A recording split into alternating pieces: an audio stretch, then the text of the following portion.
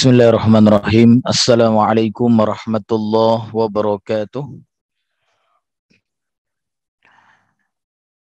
Innal hamdalillah nahmaduhu wa nasta'inuhu wa nastaghfiruh wa na'udzu billahi min syururi anfusina wa sayyiati a'malina. Man yahdihillahu fala mudhillalah wa man yudlil fala hadiyalah. Asyhadu an la ilaha illallah wahdahu la syarika lah wa asyhadu anna Muhammadan abduhu wa rasuluh. Allahumma fassalli wa sallim ala hadzal nabiyil karim wa ala alihi wa ashabihi wa man da'a bi da'watihi wa man ittaba'a sunnatahu ila yaumiddin, amma ba'du.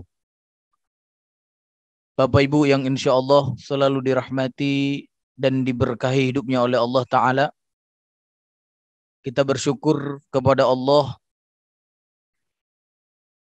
di hari yang mulia ini, di salah satu hari di bulan Zulhijjah, kita masih diperkenankan oleh Allah Ta'ala untuk beramal soleh, untuk mengumpulkan bekal sehingga nanti di kehidupan kita berikutnya, kehidupan kita yang kedua, kita menjadi orang yang berbekal, menjadi orang yang bahagia, atau disebut dengan ahlu sa'adah, orang yang bahagia. Maka mudah-mudahan kita semua jemaah sekalian mendapatkan husnul khotimah di dunia, di kehidupan pertama, dan menjadi orang yang bahagia nanti di kehidupan yang kedua. Amin ya rabbal alamin. Taib jemaah sekalian, tema kajian singkat pada hari yang insya Allah diberkahi Allah ini adalah tentang tetaplah menjadi yang istimewa dan tetaplah menjadi yang tertinggi.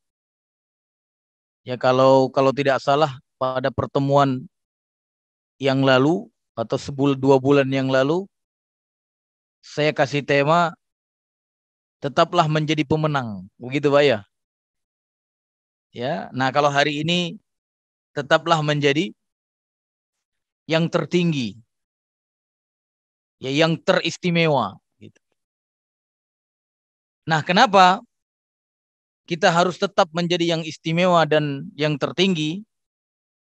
Karena memang jamaah sekalian, kita umat Nabi Muhammad SAW telah dijadikan oleh Allah Ta'ala sebagai yang tertinggi, yang terbaik, yang teristimewa. Ya. Nah, di antara dalilnya apa? Bisa kita lihat di dalam firman Allah surat Ali Imran ayat 139. Ya, di situ Allah Subhanahu wa taala berfirman, A'udzu billahi minasy syaithanir rajim. Wala tahinu wala tahzanu wa antumul a'launa in kuntum mu'minin. Ya, Allah Subhanahu wa taala di dalam surat Ali Imran ayat 139 berfirman, janganlah kamu bersikap lemah, kata Allah. Dan janganlah pula kamu bersedih hati. Padahal, kata Allah, kamulah orang-orang yang paling tinggi derajatnya. Ya, wa antumul a'launa. Kalian adalah yang paling tinggi derajatnya. Siapa yang dimaksud dengan kalian di sini, Pak? Nah, itulah umat Nabi Muhammad sallallahu alaihi wasallam. Kita semua yang paling tinggi derajatnya. Nah, disebutkan di akhir ayatnya, jika kamu orang-orang yang beriman. Ya, in kuntum mu'minin. Jadi disebutkan di sini mukmin, Pak. Ya. Harusnya terjemahannya yang mantap itu, Pak. Yang lebih detail disebutkan langsung jika kamu mukmin. Ya kan? Tidak disebutkan jika kamu orang-orang yang beriman. Disebutkan aja langsung oleh penerjemah, lebih mantap apa, Pak? Jika kamu mukmin, gitu. Karena ya kita sudah sering membahas ada perbedaan antara mukmin dan muslim, begitu kan? Kalau mukmin pasti muslim, tapi tidak semua muslim apa? Tidak semua muslim mukmin. Kalau mukmin pasti muslim. Jadi di sini Allah Subhanahu wa taala tidak menyebutkan in kuntum muslimin, tidak. Tapi disebutkan oleh Allah in kuntum mukminin. Jadi kalau kita sudah mencapai derajat mukmin, maka Bapak Ibu yang dirahmati Allah, kitalah orang yang paling tinggi itu. Ya. Subhanallah. Bahkan kalau kita lihat ya, sifat yang digunakan oleh Allah untuk umat Nabi Muhammad ini, ya, sallallahu alaihi wasallam, ini menggunakan sifatnya sendiri. Di mana salah satu sifat Allah Ta'ala adalah Al-A'la, yang maha tinggi. Makanya ketika kita sujud itu, di antara zikir yang dianjurkan apa, Pak? Subhana Rabbiyal A'la. Ya, maha suci Allah yang maha tinggi. Jadi salah satu sifat Allah Al-A'la, maha tinggi. Nah kemudian Allah mensifati umat Nabi Muhammad dengan kalimat apa, Pak? Al-A'launa, yang tinggi. Ya, bahkan kalau kita lihat di dalam ya surat yang lain, Allah juga mensifati nabinya, ya utusannya, dengan kalimat Al-A'la. Ya coba misalnya nanti dibuka firman Allah dalam surat Toha ayat 68. Ketika Allah Subhanahu wa taala yang mengatakan kepada Nabi Musa, ya Nabi Musa ketika itu berhadapan dengan penyihir-penyihir Fir'aun. Jadi penyihir-penyihir Fir'aun itu di antara keahliannya apa, Pak?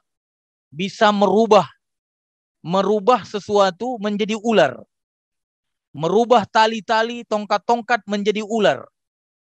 Maka ketika tukang sihir Fir'aun itu menunjukkan kekuatannya, maka di saat itu hampir saja Nabi Musa, dan memang dikatakan oleh Allah, merasa takut ketika itu. Wajar, Pak, manusiawi. Ya, ketika kita melihat sesuatu yang ya di luar nalar kita merasa takut, wajar, fitrah, manusiawi. Ya, maka Allah Subhanahu wa taala pun kemudian mengatakan kepada Nabi Musa, la takhaf. Ya la takhaf.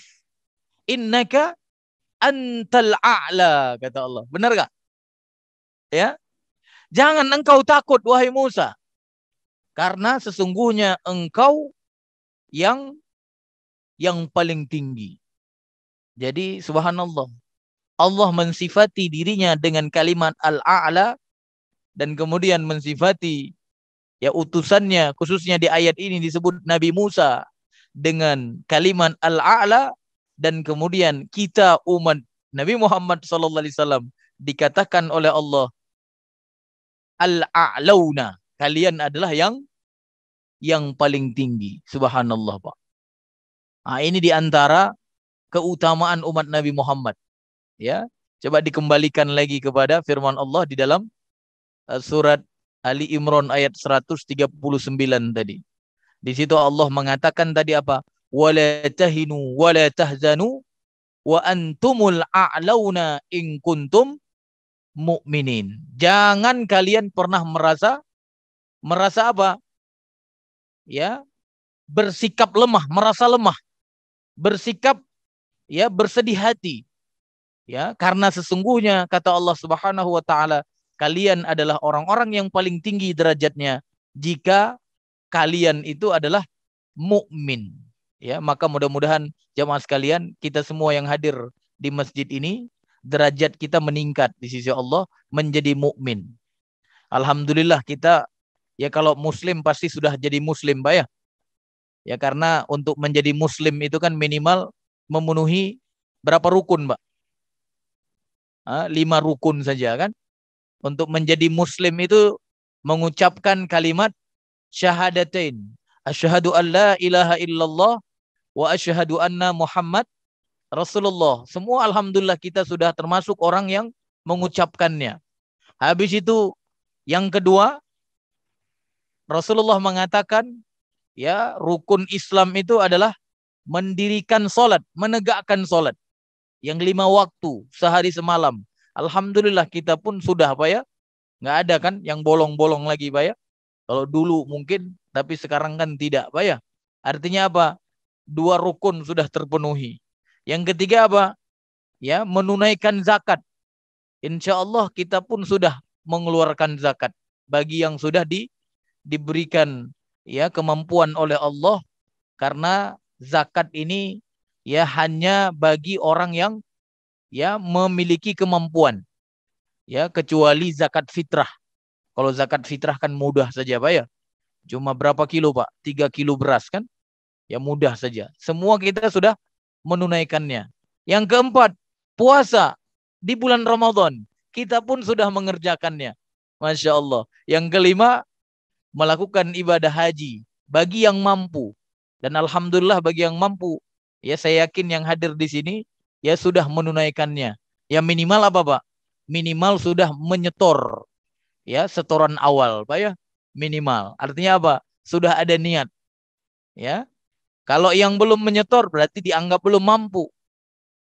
Ya. Tapi kalau memang punya kemampuan tidak setor juga, ini namanya beda lagi ya. Mudah-mudahan semua kita di sini termasuk yang punya azam yang kuat untuk menunaikan rukun Islam yang kelima. Nah, intinya apa? Alhamdulillah kita sudah menjadi muslim. Ya. Tapi setelah menjadi muslim jangan cukupkan diri sampai di situ, Pak. Ya, pastikan kita kemudian meningkat derajat kita menjadi mukmin. Ya. Yang syarat menjadi mukmin ya minimal berapa, Pak? Berapa, Pak? Syarat menjadi mukmin, rukun iman. Karena orang yang beriman mukmin. Kalau orang yang memenuhi rukun Islam namanya muslim. Kalau orang yang memenuhi rukun iman namanya mukmin. Nah, syarat menjadi mukmin ada berapa, Pak? Ada 6. Tidak banyak, Pak. 6 saja. Iman kepada Allah, lulus. Masya Allah. Ya, jangan sampai katakan aku beriman kepada Allah, aku hanya menyembah Allah, aku hanya meminta kepada Allah, tapi di saat yang lain, ya, meminta kepada selain Allah, menyembah selain Allah, bergantung kepada selain Allah, berarti belum beriman kepada Allah dengan iman yang sejati. Yang kedua, iman kepada malaikat, lulus. Jangan sampai ada keraguan sedikit pun iman kita kepada malaikat. Karena ada yang mengaku muslim, tapi rusak iman kepada malaikat. Seperti apa contohnya? Dia mengaku muslim, tapi meyakini malaikat pernah salah dalam menjalankan tugasnya, misalnya. Ya, padahal kata Allah, malaikat itu tidak pernah bermaksiat. Apa yang diperintahkan dikerjakan, apa yang dilarang ditinggalkan. Ini keyakinan kita, iman kita kepada malaikat seperti itu. Malaikat diperintahkan mencatat apa yang kita katakan. Karena di kanan kita ada malaikat, di kiri kita ada malaikat. Kita yakini itu. Ya, tapi sebagian orang yang mengaku muslim, ya, mereka berani mengatakan misalnya malaikat Jibril pernah salah dalam bertugas misalnya. Ya. Apa kesalahan malaikat Jibril kata mereka, Pak? Harusnya wahyu itu dikirim kepada Ali bin Abi Thalib. Tapi salah alamat, jadinya kepada Muhammad. Nah, ini orang-orang Syiah. Di antara keyakinan orang Syiah ini seperti itu. Ya, jadi malaikat salah kirim. Berarti apa? Mereka meyakini malaikat bermaksiat. Nah, ini salah di dalam beriman kepada malaikat. Begitu juga yang ketiga, iman kepada kitab. Kitab yang diturunkan oleh Allah Ta'ala. Ya, kalau kita umat Nabi Muhammad diturunkan kepada kita Al-Quran. Pastikan Pak, iman kita kepada Al-Quran sempurna. Jangan sampai iman kepada Al-Quran sebagian kita terima, sebagian yang lain kita ingkari. Banyak Muslim seperti itu hari ini kan, ya kan? Berarti dia belum jadi mukmin, Pak. Ayat yang menurut mereka relevan, cocok, kata mereka, ayat ini masih berlaku.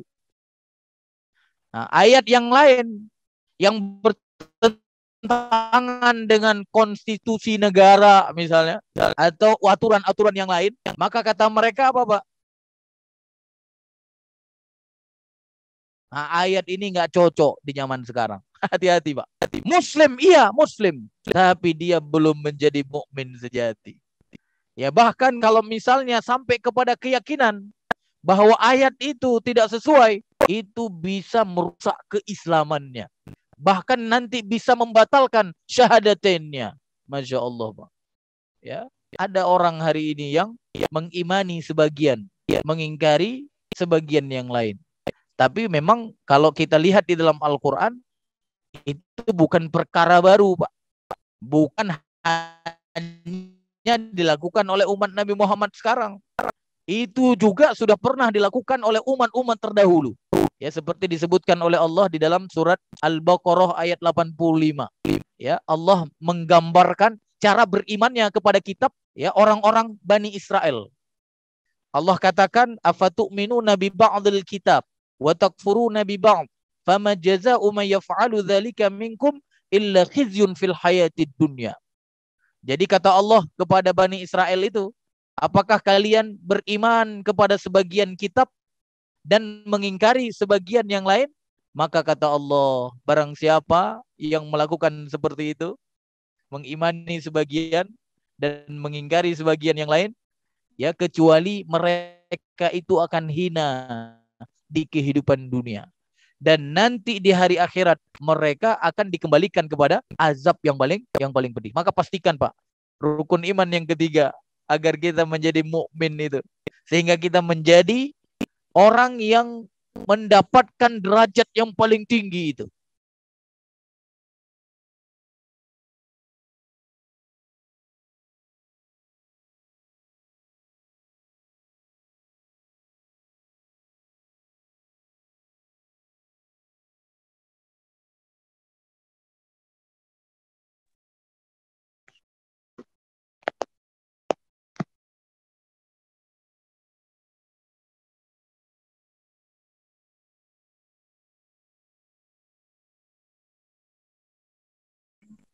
Kita mengikuti sunnah Nabi Muhammad Sallallahu Alaihi Wasallam. Kita penuhi, Pak. Jangan sampai mulut kita mengatakan aku mengimani utusan Allah. Kita katakan asyhadu anna wa asyhadu anna Muhammad Rasulullah. Jangan sampai kita katakan aku bersaksi bahwa Muhammad itu adalah utusan Allah.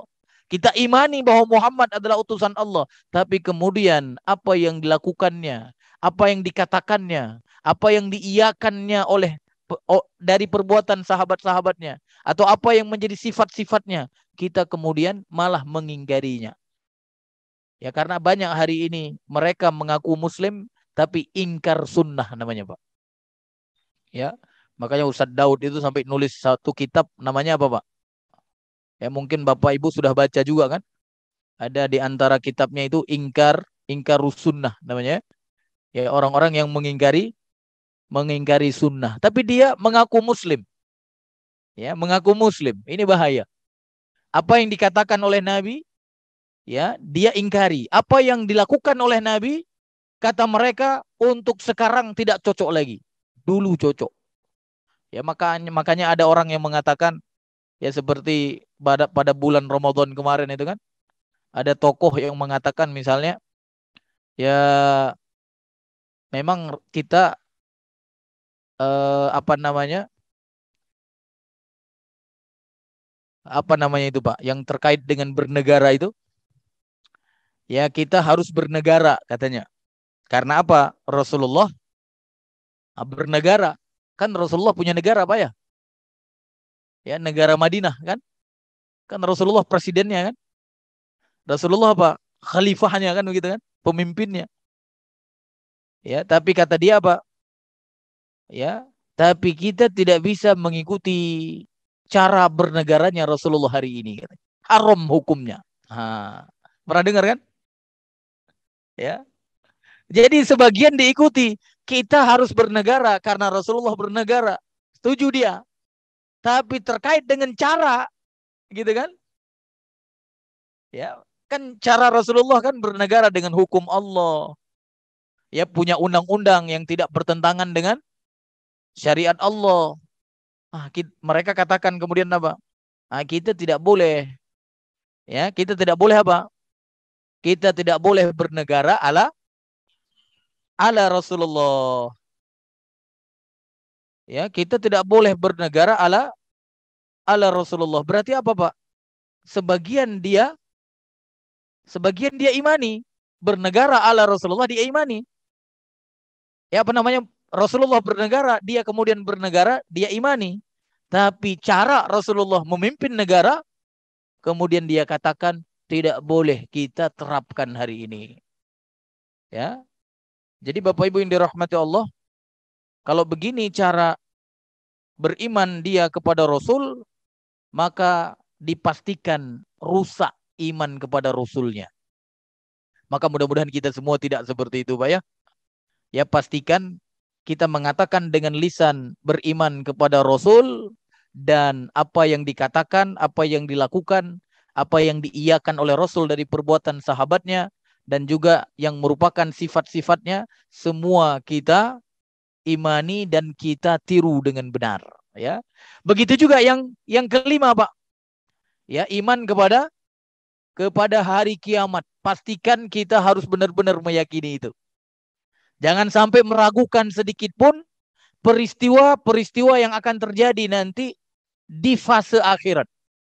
Karena begitu kita dicabut ruh oleh malaikat maut itu, begitu kemudian dimasukkan ke dalam kubur, maka mulailah fase akhirat. Jadi awal mula akhirat seseorang adalah ketika dimasukkan ke dalam kubur, nanti kemudian dibangkitkan, dan proses-proses berikutnya sampai kalau dia benar, dia mendapatkan keberuntungan, dimasukkan ke dalam surga. Kalau dia salah, dia mendapatkan malapetaka, ya, kesengsaraan, dia akan dimasukkan ke dalam neraka. Maka semua proses itu kita harus imani dengan benar. Jangan sampai seperti sebagian, ya, kaum muslimin hari ini, ya, bahkan tokoh, ya, orang-orang Indonesia, ada yang berani mengatakan akhirat itu cuma hayalan saja. Nah, ini musibah, Pak. Ya, pasti kita semua sudah tahu, Pak ya. Ada nenek-nenek itu yang sudah bau apa itu namanya? Ya, saya nggak tahu lah, Pak ya. Dia berani mengatakan apa, Pak? Ya, memang yang suka cerita akhirat itu sudah pernah ke akhirat katanya. Ya, inilah iman, Pak, iman. Ya, kita memang tidak pernah ke akhirat. Kita belum pernah masuk kubur, Pak. Tapi itulah iman. Karena Rasulullah memerintahkan kita mengimaninya, meyakininya. Maka kemudian kita hari ini yakin. Kita hari ini percaya bahwa ada yang namanya kiamat itu. Ada yang namanya hari akhirat itu. Yang awal mula akhirat itu adalah ketika dimasukkan seseorang ke dalam kubur. Maka pastikan, Pak, pastikan harus benar iman kita kepada hari kiamat. Begitu juga yang terakhir, Pak. Agar kita menjadi mukmin sejati, penuhi, ya, iman kepada takdir. Baik takdir baik maupun takdir buruk. Semua ketentuan Allah. Baik ketentuan yang baik maupun ketentuan yang buruk. Ya, ketahuilah itu semua sudah ditentukan oleh Allah Ta'ala. Masya Allah. Ya. Maka kemudian kalau kita memiliki 6, ya, rukun iman tadi yang sempurna, insya Allah kita menjadi mukmin sejati, Pak. Ya. Jadi kalau selama ini kita muslim tapi masih ragu-ragu terhadap isi Al-Quran, hari ini perbaiki. Kalau hari ini, ya, kita mengaku muslim tapi kemudian masih ada sunnah Nabi yang kita apa, ragu-ragu, ya, kita katakan tidak relevan, apalagi sampai mengejeknya, ya, seperti ada sebagian tokoh sampai mengatakan misalnya seperti jenggot gitu kan Rasulullah kan memerintahkan memanjangkan jenggot kan, kemudian memperpendek apa, Pak? Memperpendek kumis. Berani dia mengatakan semakin panjang jenggot seseorang semakin goblok misalnya. Ini musibah, Pak. Dia aku dirinya muslim. Dia aku dirinya seorang alim. Tapi berani-beraninya kemudian apa? Menghina apa yang diperintahkan oleh Rasulullah. Rasulullah memerintahkan kalau sholat, safnya rapat. Rapatkan saf. Luruskan barisan. Tapi berani-beraninya dia kemudian mengatakan, tak apa-apa, jarang sholatnya. Karena Rasulullah SAW di antara sebab memerintahkan rapat saf adalah agar syaitan tidak masuk ke dalam saf-saf kita. Dia pun kemudian mengatakan, tak apa-apa syaitan masuk, biar syaitan sholat bersama kita. Ini muslim apa yang namanya, Pak? Tentunya muslim hanya kalau dalam film Muslim KTP namanya, Pak, ya. Ya, ada film Muslim KTP, Pak? Ada ya? Bahaya ini, Pak, bahaya. Maka jangan sampai kita sedikit pun terpengaruh dari orang-orang yang seperti ini. Karena apa? Kita diperintahkan beriman kepada Rasul. Bahkan itu masuk ke dalam rukun iman, Pak. Begitu cacat rukun imannya, maka dia tidak menjadi mukmin sejati. Ya, maka mudah-mudahan, Pak, ya kita semua menjadi mukmin sehingga apa? Layak mendapatkan derajat yang paling tinggi tadi.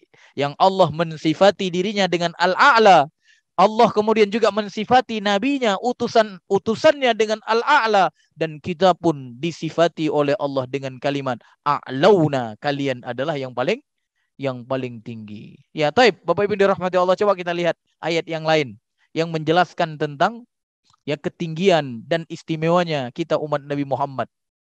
Coba lihat di dalam surat Ali Imran ayat 110. Ya, ini sudah sering kita dengar ayat ini ya, di mana Allah mengatakan A'udzu billahi minasyaitonir rajim. Kuntum khaira ummatin ukhrijat linnas ta'muruna bil ma'ruf wa tanhauna 'anil munkar wa tu'minuna billah. Ya, sampai ke situ ya. Karena sudah ada wakofnya itu ya. Jadi apa kata Allah? Kamu adalah umat yang terbaik, kata Allah. Masya Allah, Pak. Siapa kamu di situ? Umat Nabi Muhammad. Ya. Sebenarnya kalau kita lihat kuntum di sini kalian, ya, cuma di sini diartikan kamu, gitu ya. Kadang-kadang terjemahan bahasa Indonesia kurang lengkap kadang memang ya. Jadi bukan kamu di sini ya. Kalian telah dijadikan oleh Allah sebagai apa? Sebagai yang terbaik gitu. Yang teristimewa. Ya. Makanya nanti ada hadis, ya, di antaranya hadis yang diriwayatkan oleh Imam Tirmizi. Ada di antara bunyinya begini, antum, kalian itu umat Nabi Muhammad, maksudnya antum tutimmuna sab'ina ummah, kata Rasulullah. Kalian itu adalah penyempurna 70 umat. Kalian itu penyempurna 70 umat. Berarti kalau di hadis itu bisa kita simpulkan ada 70 umat di dunia ini. Ya. Nah, kalian yang menyempurnakan 70 itu. Artinya nggak ada umat lagi setelah kita, Pak. Nggak ada umat Nabi yang lain, gitu kan? Ya, nggak ada lagi. Kita saja terakhir.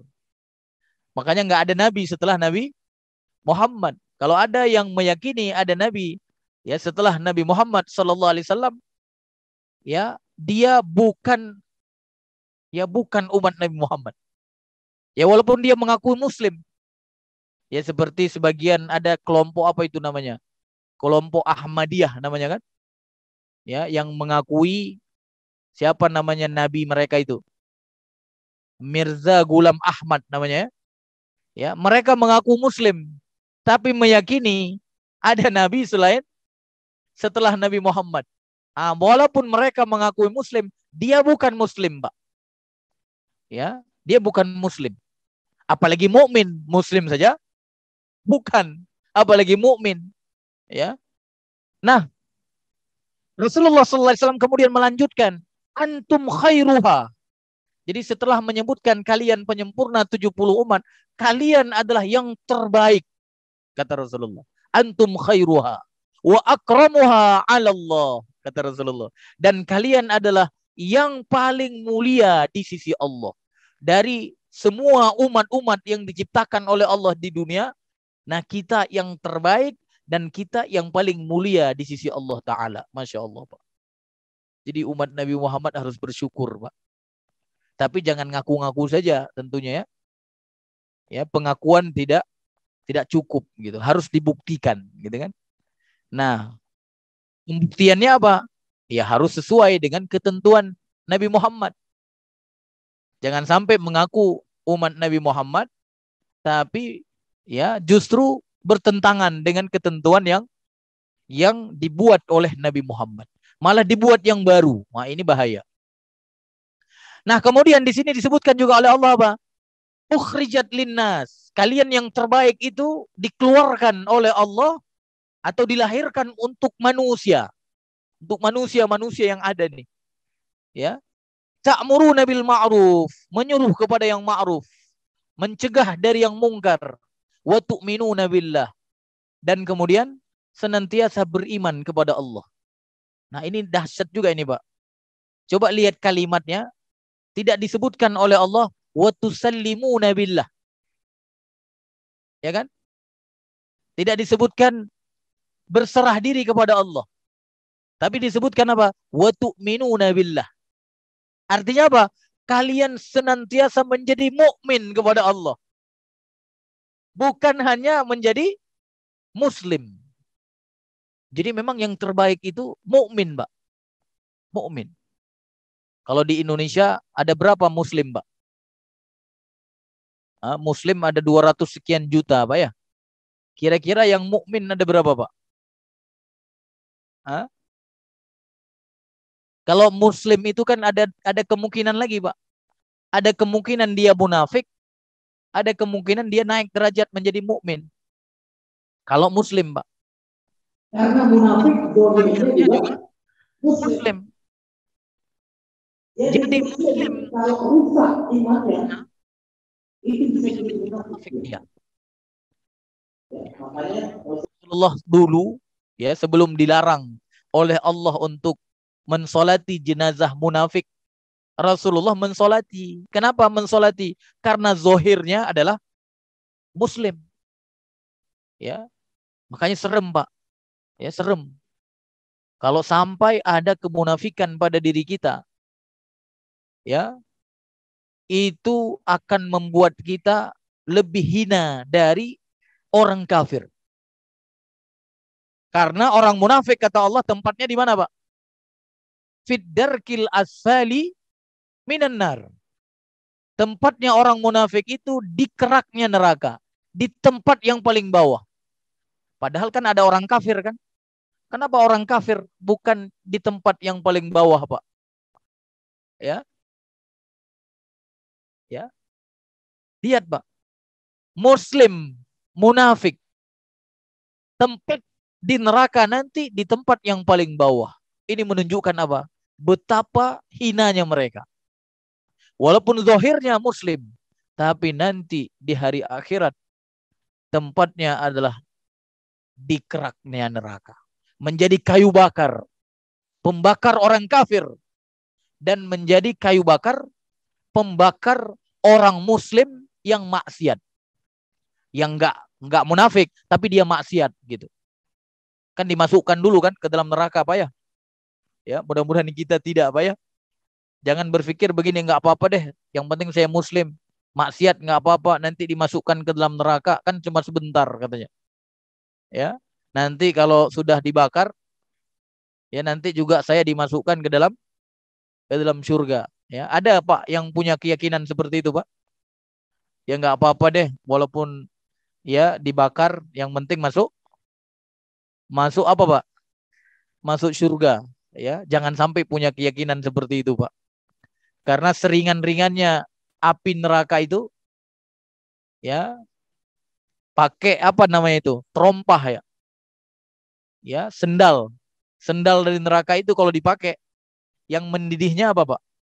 Yang mendidihnya otak, Pak. Ya Allah. Itu baru pakai sendal, apalagi jadi kayu bakarnya, Pak. Maka jangan pernah berpikir mau mampir ke neraka. Allahumma inna na'udzubika min sakhatika wan nar. Ya Allah, jauhkan kami dari neraka-Mu ya Allah. Ya, mudah-mudahan kita semua termasuk orang yang dibebaskan dari neraka, Pak ya. Ya, maka mudah-mudahan kemarin ketika hari Arafah itu, ya kita termasuk orang yang dibebaskan ya. Karena kata Rasulullah, ya banyak orang yang dibebaskan dari neraka itu di hari Arafah.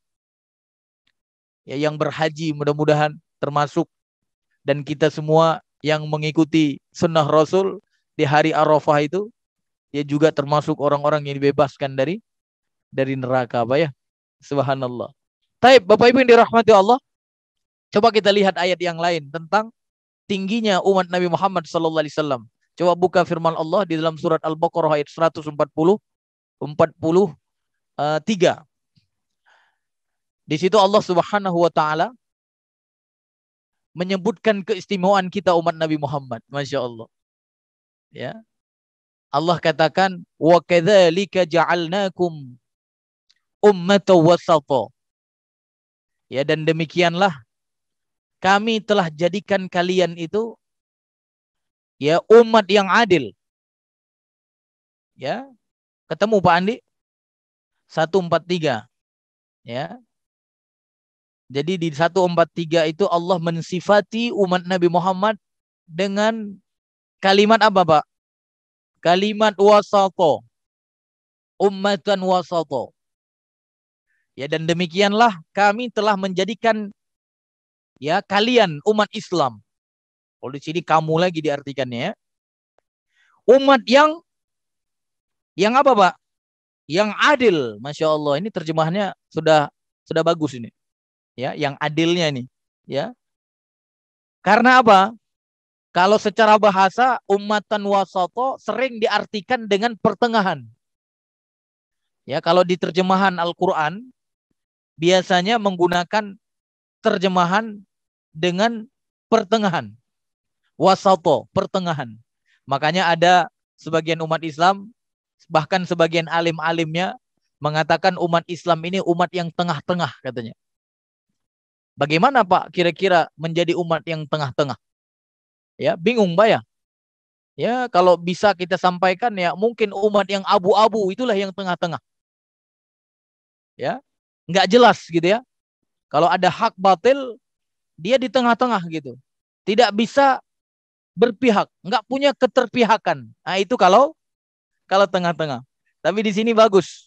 Dia mengartikan umat yang adil karena inilah yang sesuai dengan penjelasan Nabi kita Muhammad SAW. Jadi Nabi Muhammad SAW ketika membaca ayat ini, wa kadzalika ja'alnakum ummatan wasata, beliau kemudian menjelaskan yang dimaksud dengan ummatan wasata itu adalah umat udula, umat yang adil, umat yang i'tidal, umat yang lurus. Jadi umat Nabi Muhammad dikatakan oleh Allah umat yang adil, umat yang lurus, umat yang paling bijak. Itulah umat Nabi Muhammad. Ya, sallallahu alaihi wasallam. Untuk apa, Pak? Lanjutan ayatnya dikatakan oleh Allah, litakunu syuhada 'alan nas.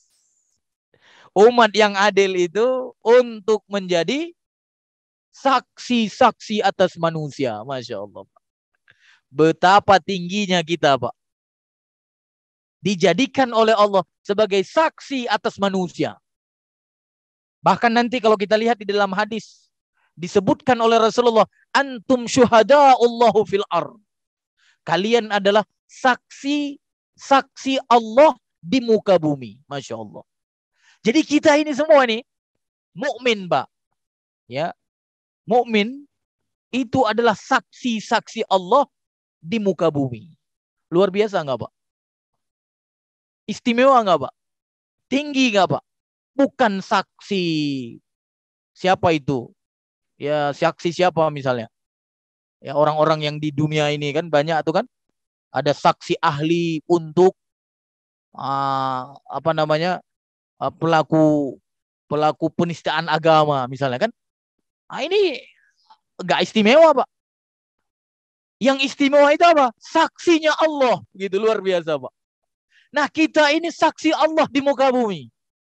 Maka kalau ada orang yang kemudian kita persaksikan baik, Pak, Masya Allah. Kalau ada orang yang kita persaksikan baik, Bapak persaksikan baik terhadap seseorang, maka orang itu layak dapat apa, Pak? Apa, Pak? Ya, kan biasanya kalau di sini saya nggak tahu di tempat lain. Kalau misalnya mau sholat jenazah misalnya, kan imam suka nanya kan? Ya kan? Imam suka nanya, apakah jenazah ini khair gitu kan? Maka semua bilang khair gitu. Kenapa ditanya itu, Pak? Apa fungsinya? Kenapa kita harus bersaksi dia itu atau jenazah itu adalah jenazah yang baik? Siapa yang bisa jawab, Pak?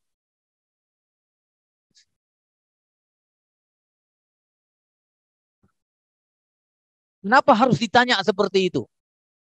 Ya, kalau syariat kan pasti ada fungsinya, Pak ya. Ya, kenapa kita harus bersaksi? Ya, seseorang itu baik. Ya, kenapa, Pak? Ya, silahkan, Pak. Ya,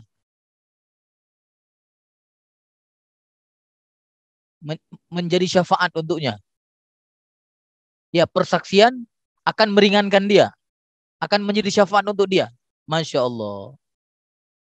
Ya, intinya mukmin saya bilang tadi. Kalau mukmin pasti bertauhid kan?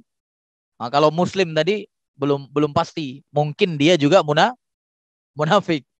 Kalau mukmin yang sudah bersaksi atas seseorang, maka orang tersebut layak mendapatkan syafaat dari persaksian itu. Bahkan dikatakan oleh Nabi Muhammad SAW di dalam hadis, barang siapa yang kalian puji dengan kebaikan, maka wajib masuk ke dalam surga. Masya Allah. Wajib masuk ke dalam surga. Maka kenapa butuh persaksian itu? Tapi persaksian itu bukan perkara gampang, Pak. Bukan perkara ecek-ecek. Bukan perkara mudah seperti hari ini. Kalau hari ini tinggal ditanya saja sama imam. Apakah orang ini baik? Semua jawab baik. Padahal yang disolati bandar narkoba, Pak. Ya, ini namanya saksi palsu. Ya,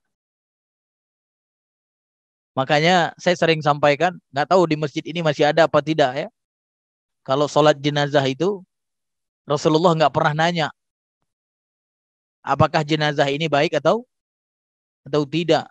Kita juga nggak nemukan ada asar dari sahabat. Sahabat sebelum sholatin jenazah nanya dulu gitu. Dia nanya dulu apakah jenazah ini baik, khair. Nggak pernah kita temukan. Ya, tapi kalau di kita nggak ada juga kan? Ah, nanti hati-hati itu yang nanya. Yang nanya hati-hati, Pak. Karena yang jawab pasti dibilang baik kan? Kan belum pernah terjadi. Begitu ditanya, dibilang sama jamaah, buruk gitu. Belum kan? Ah, hati-hati, Pak. Kalau ternyata yang disolatin itu buruk, dipersaksikan baik, berarti yang nanya sudah memberikan fasilitas untuk persaksian palsu. Hati-hati, Pak. Ah, dosa besar saksi palsu itu, Pak. Ya, maka ya kalau saya yang pimpin sholat jenazah, saya nggak nanya itu, Pak. Saya nanya yang sesuai dengan apa yang ditanya oleh Rasulullah saja. Apa yang ditanya oleh Rasulullah, Pak? Nah, ada nggak utangnya? Ya kan? Kalau ada utangnya, belum ada yang nanggung, Rasulullah tidak mau meneruskan sholatnya. Tidak mau sholatin. Sampai ada yang menanggung utang orang tersebut, mayit tersebut, baru kemudian disolati. Tapi Rasulullah tidak nanya, apakah jenazah ini baik atau tidak. Memang ada riwayat, ya para sahabat memuji jenazah, ada. Ya, Dari Anas bin Malik, ya, hadis yang diriwayatkan oleh Imam Muslim. Kata Anas bin Malik, ketika itu lewat iringan jenazah dan kemudian jenazah itu dipuji dengan kebaikan. Ya, dipuji dengan kebaikan. Maka mendengar pujian itu Rasulullah mengatakan telah wajib. Wajabat, kata Rasulullah. Habis itu lewat lagi iringan jenazah yang lain. Ya, maka para sahabat mencelanya dengan keburukan. Kalau sahabat itu memang adil, Pak. Sesuai dengan ummatan wasato tadi kan. Adil. Adil itu artinya apa, Pak? Meletakkan sesuatu pada tempatnya. Jadi kalau para sahabat itu memang mukmin sejati, Pak. Memang adil dia. Kalau buruk dibilang buruk, dicela dengan keburukan. Kalau baik dipuji dengan kebaikan. Itu para sahabat. Maka ketika mendengar itu Rasulullah mengatakan wajib. Wajabat. Telah wajib maksudnya. Umar ketika itu tidak paham apa maksud Rasulullah. Maka Umar nanya kepada Rasulullah, apa maksud engkau Rasulullah? Ada yang dipuji dengan kebaikan, engkau katakan telah wajib. Ada yang dicela dengan keburukan, engkau katakan telah wajib. Apa maksud engkau? Maka Rasulullah di saat itu menjawab, orang yang kalian telah puji dengan kebaikan, wajib baginya surga. Dan orang yang telah kalian cela dengan keburukan, maka wajib baginya neraka.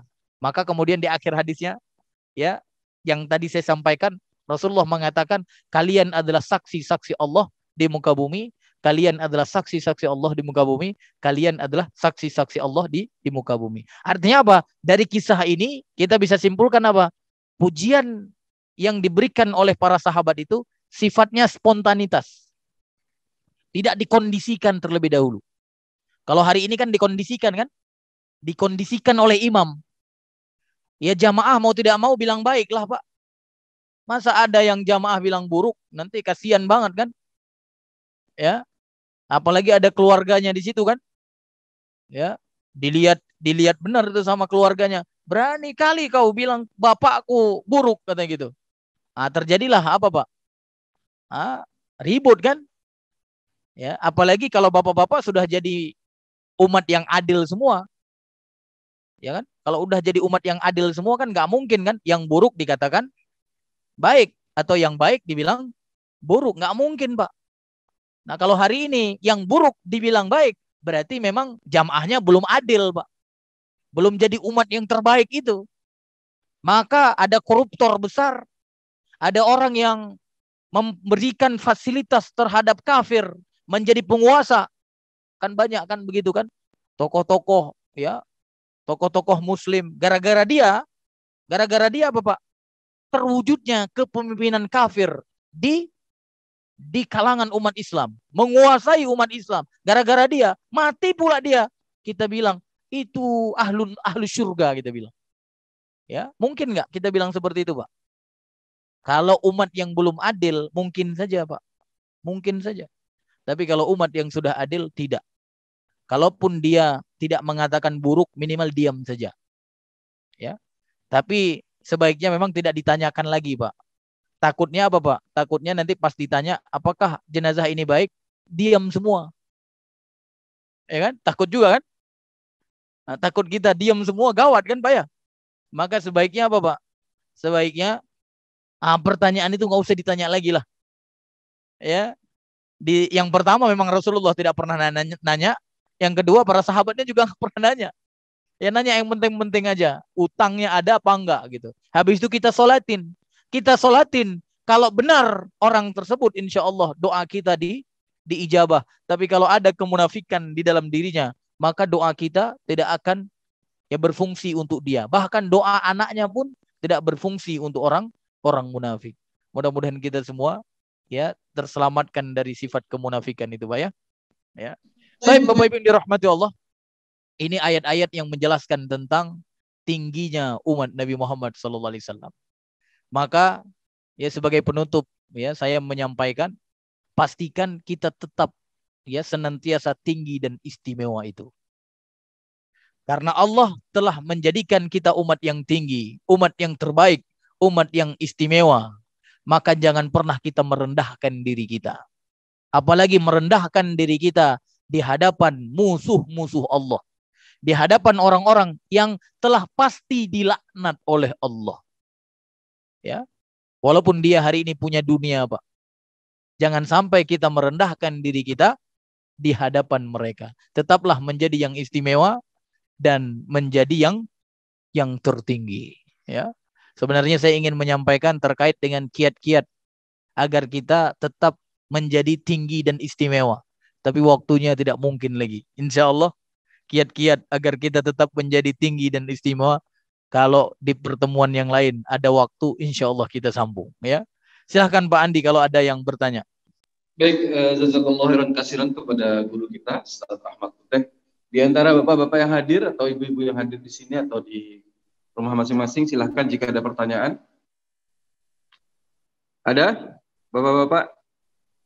Silahkan Pak Hadi. Assalamualaikum warahmatullahi wabarakatuh. Waalaikumsalam warahmatullahi wabarakatuh. Ustaz, tadi Pak ada dinyatakan mengenai amal ma'ruf nahi mungkar, Ustaz. Iya. Pada zaman-zaman sekarang ini kan nggak mudah juga untuk menegakkan nahi mungkar itu, Ustaz. Iya. Contohnya sekarang ada fenomena STBD, Citayam ya Ustaz ya. Iya. Di sisi sosiologi itu sebetulnya banyak pandangan positif lah bahwasanya itu baik gitu. Iya. Tapi di sisi agama kalau kita lihat pakaiannya, Iya. yang pria pakaian wanita, yang wanita pakaian pria itu kan tidak sesuai dengan ajaran Islam. Ya, benar. Bagaimana cara kita menegakkan amar ma'ruf dan nahi mungkar itu, Ustaz? Taib. Iya, taib. Ya, inilah di antara apa, Pak? Di antara fenomena ketika dia tidak lagi pede gitu ya. Tidak lagi bangga dengan keyakinan yang diwariskan dari orang tuanya gitu ya. Kan rata-rata itu muslim, Pak ya. Anak-anak muda itu yang ikut Citayam Fashion Week gitu ya. Ya, saya lihat juga sedih gitu ya. Anak-anak yang gayanya sambil rokok di tangan, ada yang pakai pakaian perempuan, ya, aurat kemana-mana, Masya Allah, ya. Nah, ini kan namanya apa, Pak? Budaya, bukan budaya Muslim, Pak, bukan, gitu kan? Tapi budaya dari mana? Ya budaya dari orang-orang kafir itu. Ya, makanya kata Allah, walan tarda ankal yahud walan nasara hatta tattabi'a millatahum. Orang-orang Yahudi dan Nasara itu ya musyrikin secara umum, mereka nggak akan pernah ridho sampai kita mau mengikuti ya cara hidup mereka, milah mereka. Mereka akan senantiasa mempengaruhi anak-anak kita. Jadi jangan kita melihat yang di depan saja. Kita juga harus melihat latar belakangnya. Kenapa anak-anak itu bisa ya berpenampilan seperti itu, punya gaya hidup seperti itu. Itu bukan tiba-tiba mereka jadi seperti itu. Pasti ada latar belakang. Ya minimal apa? Minimal dari pemikiran-pemikiran yang sampai kepada mereka hari ini. Maka Bapak Ibu dirahmati Allah, ya tentunya ketika kita melihat seperti itu, yang mana itu bertentangan dengan ketentuan tadi, seorang perempuan berpakaian laki-laki, seorang laki-laki berpakaian seperti perempuan. Nah, ini kita harus meyakini itu adalah kemungkaran. Bahkan itu termasuk dosa besar. Jika seorang perempuan berpakaian ala laki-laki atau sebaliknya, itu termasuk dosa besar. Maka Bapak Ibu yang dirahmati Allah, kita harus meyakini itu sebuah kemungkaran. Nah, bagaimana di saat seperti ini yang menyikapi kemungkaran yang tidak mudah, kata beliau tadi. Memang benar. Ya, kita akan berhadapan dengan hukum dan lain sebagainya, ya.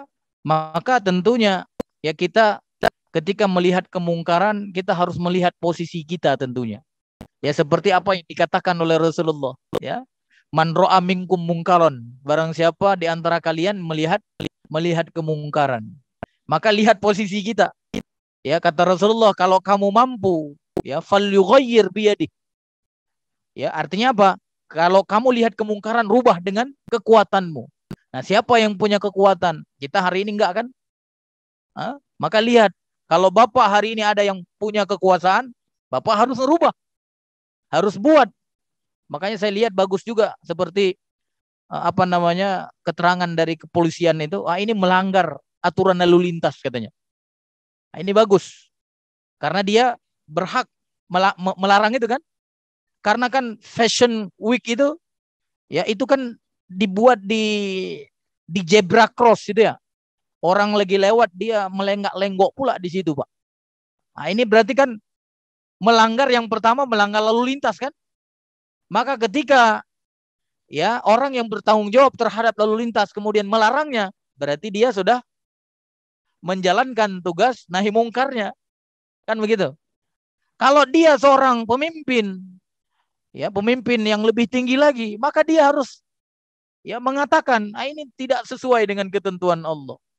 Ya kalau memang mau menunjukkan fashion, ya fashion yang tidak bertentangan dengan syariat, berikan fasilitas kepada mereka. Ini di antara apa? Cara merubah kemungkaran. Falyughayyir biyadihi.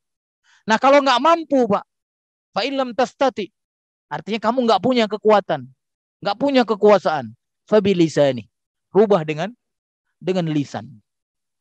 Bapak bisa nggak? Berani nggak, Pak? Datang ke situ, sesekali ceramah di situ, Pak. Nggak berani juga, Pak ya? Bahkan pula nanti dilempar polisi, pakein baju sama mereka pula nanti. Ya, suruh jalan sama mereka di situ kan. Beda sama Umar bin Khattab dulu. Kalau Umar bin Khattab begitu ngelihat, Pak, ya jangankan kemungkaran, Pak, kadang perut kita yang gemuk, yang gendut saja, langsung dipegang sama Umar bin Khattab. Apa ini katanya? Ini Umar bin Khattab melihat kemungkaran itu langsung gitu. Kalau sekarang kan nggak begitu, Pak ya. Ini menunjukkan apa? Status iman kita. Ya, fa illam tastati, kata Rasulullah, fa bilisani. Kalau kamu nggak punya kekuasaan, rubah dengan lisan. Ya, maka mudah-mudahan ya kalau di masjid sebenarnya ya bukan merubah, Pak ya, mengajari orang untuk merubah ya. Saya sendiri belum pernah ke situ untuk kemudian melarang mereka. Artinya saya pun tak mampu rasanya, Pak. Ya. Karena tadi banyak hal yang menghalangi kan. Nah, kata Rasulullah lagi, kalau kamu tidak mampu juga, fa illam tastati fa biqalbi. Kalau kamu nggak mampu dengan kekuatan, nggak mampu juga dengan lisan, maka rubah dengan apa, Pak? Dengan hati, dengan hati. Ya, apa maksudnya merubah kemungkaran dengan hati, Pak? Kata para ulama, marah gitu. Marah di hati kita terhadap apa yang dilakukan oleh mereka itu. Kita benci gitu. Kita memuncak marahnya, tapi nggak bisa menasihati dengan lisan. Nggak bisa kemudian merubah dengan kekuatan. Karena lemah tadi. Akhirnya marah saja. Bapak marah hari ini kan? Berarti bagus, Pak. Itu termasuk merubah kemungkaran. Tapi kata Rasulullah apa? Wadzalika ad'aful iman. Tapi itu adalah selemah-lemah iman. Tapi nggak apa-apa deh. Yang penting ada iman, Pak. Karena ada orang hari ini yang justru setuju dengan yang seperti itu. Memberikan fasilitas terhadap kemungkaran. Berarti tak ada lagi imannya, Pak. Tak ada lagi iman.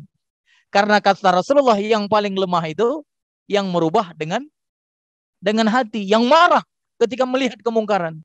Tapi kalau sudah tidak ada kemarahan lagi, nggak ada keinginan untuk merubah, walaupun dengan hati tadi, berarti tidak ada lagi, selemah-lemah imannya pun tak ada lagi, Pak.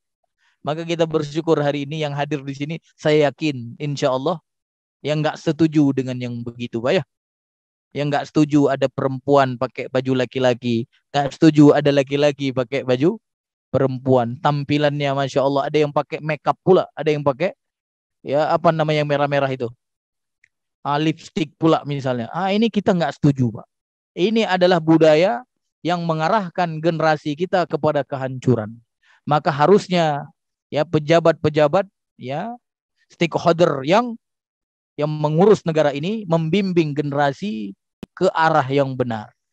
Ya, jangan sampai mereka dibimbing ke arah yang salah. Ini, Pak, yang dapat saya jawab, Pak ya. Jadi memang kemungkaran hari ini ada. Nah, caranya tergantung posisi kita. Kalau memang hari ini kita menjadi pemimpin, orang yang punya kekuatan, rubahlah dengan kekuatan kita. Kalau nggak mampu, rubahlah dengan lisan kita. Sampaikan, walaupun cuma 1 orang, 2 orang. Kalau nggak mampu juga, minimal hadirkan ketidaksetujuan di dalam hati kita terhadap kemungkaran itu. Walaupun kata Rasulullah itu selemah-lemah iman. Ya, makanya Bapak Ibu dirahmati Allah, penting bagi kita untuk mengingatkan umat Islam ini, khususnya generasi muda, tentang keistimewaan dan ketinggian kita. Materi ini penting didengar oleh anak-anak kita. Sehingga anak-anak kita itu ya punya rasa kepemilikan terhadap agama yang diwariskan. Ya. Artinya apa? Agama Islam yang telah dipilih oleh Allah untuk kita. Merasa bangga kita. Cara berpakaian kita, cara hidup kita, cara makan kita, ya, cara minum kita, bahkan cara kita masuk ke toilet, ya, cara keluar dari toilet, semua sudah diatur oleh Islam. Maka mulai kita ajarkan kepada anak-anak kita dan tanamkan kebanggaan, ya, kepada anak kita terhadap agama yang telah, ya, dipilih oleh Allah untuknya itu. Ya, agama Islam. Sehingga apa? Mereka bangga, merasa tinggi, merasa istimewa dengan agama Islam. Bukan merasa bangga, merasa tinggi dengan apa? Dengan budaya-budaya yang lain. Ya, wallahu a'lam bishawab. Mudah-mudahan anak kita ya selamat, Pak, ya, dari apa? Merasa bangga dengan budaya-budaya yang lain. Ya, sehingga apa? Anak-anak kita insya Allah menjadi ya anak yang bangga, anak yang merasa tinggi dengan agama yang diridhoi oleh Allah, yaitu Islam. Baik, Bapak Ibu rahmati Allah, saya rasa sudah cukup kajian kita pada hari ini, ya. Baik, sekali lagi jazakallahu khairan katsiran kepada guru kita Bapak Ustadz Rahmat Puteh yang telah menyampaikan materi tentang pentingnya dan istimewanya kita sebagai orang yang beriman, yang mudah-mudahan kita bisa benar-benar menjalankan syariat agama dan menanamkan keimanan yang besar pada diri kita dan keluarga kita. Kami juga mengucapkan terima kasih kepada Bapak Ibu yang hadir di masjid, begitu juga yang mengikuti kajian melalui online. Insya Allah kajian-kajian yang dilaksanakan di Masjid Syuhada ada rekamannya, Bapak-Bapak Ibu bisa melihat di channel YouTube Masjid Syuhada Lodan. Insya Allah bisa diputar kembali, bisa di-share kepada teman-teman semua. Demikian kita tutup. Subhanakallahumma wabihamdika. Asyhadu an la ilaha illa anta astaghfiruka wa atubu ilaik. Assalamualaikum warahmatullahi wabarakatuh. Waalaikumsalam warahmatullahi wabarakatuh. Warahmatullahi wabarakatuh. Terima kasih banyak Pak Ustadz.